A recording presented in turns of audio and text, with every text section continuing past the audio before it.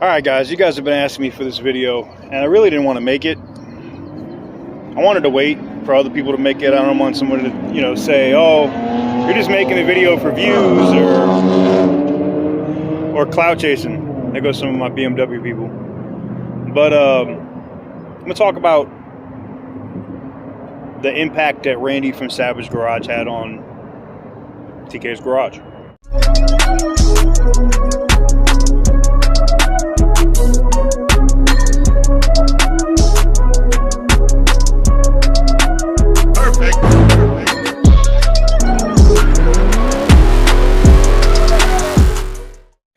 Alright guys, so let's go ahead and get into it. First, let's button her up because it's a hot one out there. Now, if you're wondering why I got stuff, I'm actually making a run down to Phoenix about a car, so you're gonna have to stay tuned for that. And if I got time and or my buddy Destroyer 1320 is available, and some other people in Phoenix will probably link up out there. But needless to say, let's talk a little bit about what I said the topic of the video was today. And at the time, and I was influenced by another Randy. You guys know my good friend and bro, Randy from Auto Auction Rebuilds. He kind of was like, you should, I had quit doing the Beamer Man thing. I had all those BMWs, was it like 12 at one time or whatever, and was just doing all of this BMW coverage, right? When I said, I just didn't have the time to do it, and doing the other channel and running the nightclubs and doing all, I just didn't have the time to dedicate to it, right? And then I got sick and things were happening, and I got away from the clubs and was doing more day trading and crypto investing. And Randy from Auto Auction Rebuilds was like, hey, you should get back to doing like the car stuff. When you come out here to Oklahoma, let's go do some walk around and stuff. And we did, and it got me my fire lit back under my ass to go do it. Came out to Vegas. We bought the Silverado that blew up. Got to meet Cowboy Cerrone when it blew up. It was crazy. And then we bought the Black Mamba, right? Took the Black Mamba straight out to Cali and hung out, did different things. And then I had a chance encounter. Didn't know, like, I guess it was like a Cars and Coffee, or I don't even think it was a Cars and Coffee. I think it was just like a car meetup event or whatever. And I didn't even know much about Randy from Savage Garage. There was a couple other people that were there that I had heard of before. There was a couple celebrities running around, and I was just enjoying myself. And the guy was like super approachable, just talking about stuff with YouTube. And I said, I introduced myself, and I said, look, this is what I do, da da da da. And he actually was like, well, he looked me up on his phone, and was like, and back then, it's not that I still don't drop the occasional F-bomb or S-bomb or something in my videos. I kind of just let stuff fly, right? He was like, damn, he's like, you really let it fly, huh? And I was like, yeah. And I was like, I don't know if I should be doing like car reviews. Should I be like putting my money into different builds? What should I do? And he's like, what do you really enjoy doing? And it was at the time, just doing the Copart and the IAA stuff, going to the auctions, picking up a cheap car, fixing it up and giving it away. You guys know, like, when we really started to get back to it, it was literally like, fix up the Malibu, da da da da, give it away. Fix up the Oldsmobile, boom, give it away. Fix up the Volkswagen, boom, give it away. Fix up the truck, boom, give it away. And that's what we were doing, just fixing these cars up and giving them away to subscribers. No raffles, no t-shirt sales, just giving the cars away, right? And I was enjoying that.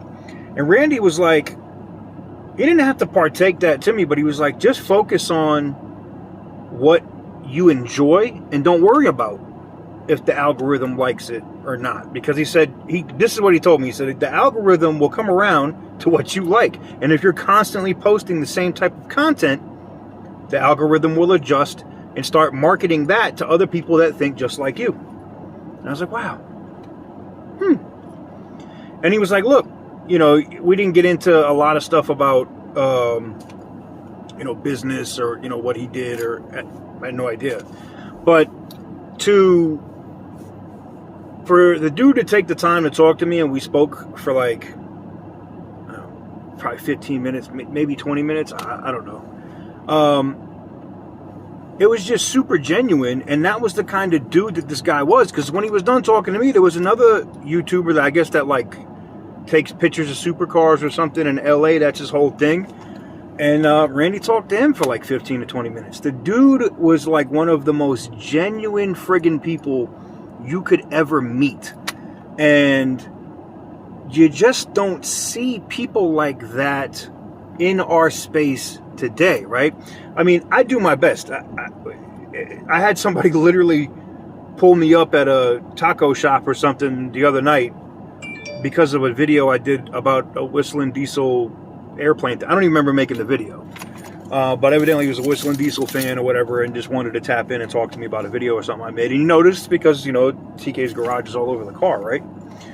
And I try to do that with every person that I meet.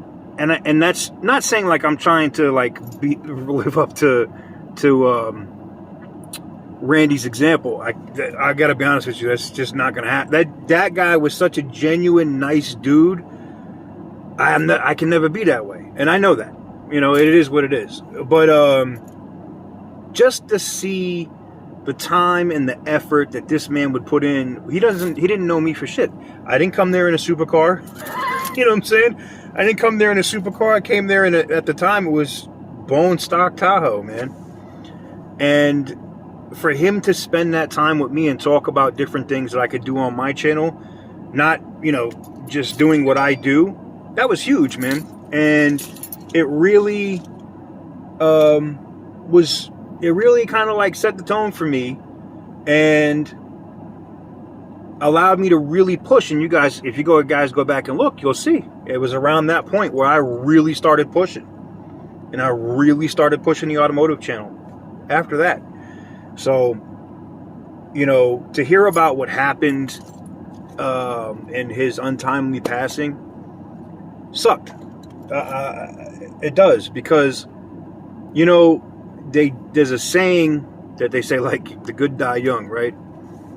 I guess that means I'm gonna live to be like $140, right? Because I mean, look, it just sucks when you have really good people in your space, whatever it is, whether it's the auto space or whatever, right? And somebody that genuinely helps out the community and genuinely just like a good dude, like never was an issue with getting advice, never really gave an issue about taking pictures with fans that I saw, okay? Like, you just don't see that, man. And I'm not taking shots at nobody else in the car community. Let me just be clear. I'm just talking about my experience with this man and just how nice of a guy he was, It's crazy, man. Now, I know some of those say, well, TK, are you attributing, you pushing your channel or growing it to where it is to Randy today? Both Randys. Yeah. Between Randy over at Auto Auction Rebuilds pushing me to get back into doing automotive, and Randy from Savage Garage really getting me to buckle down and just saying, hey, look, focus on what it is that you enjoy, that you want to push out. And I did that, and it worked, and we're here today, and we're still growing, and we're still doing our thing every single day. And I will never ever forget that. And there's other people in the automotive space that have been extremely nice to me, that I've met in person, that I did not expect to talk to. Just really, really, really nice people. And I don't always film everything when I run into people, man. I don't. Sometimes I just like to enjoy that interaction. It's the same thing with the stuff when we went out to that car event. It wasn't something like I was like, let me film every person, let me take pictures with everybody. I just was coming out there and vibing, man. And like I said, my heart goes out to his family. I hate saying thoughts and prayers. You know how that goes.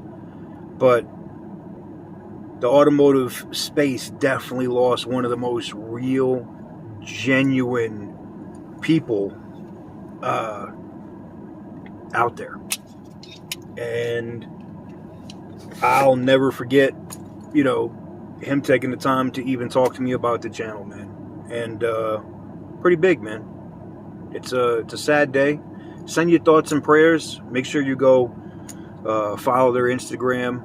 You know, go comment on their latest video over on YouTube, and just I know it's a hard time for the family, and I hope they're able to get through it.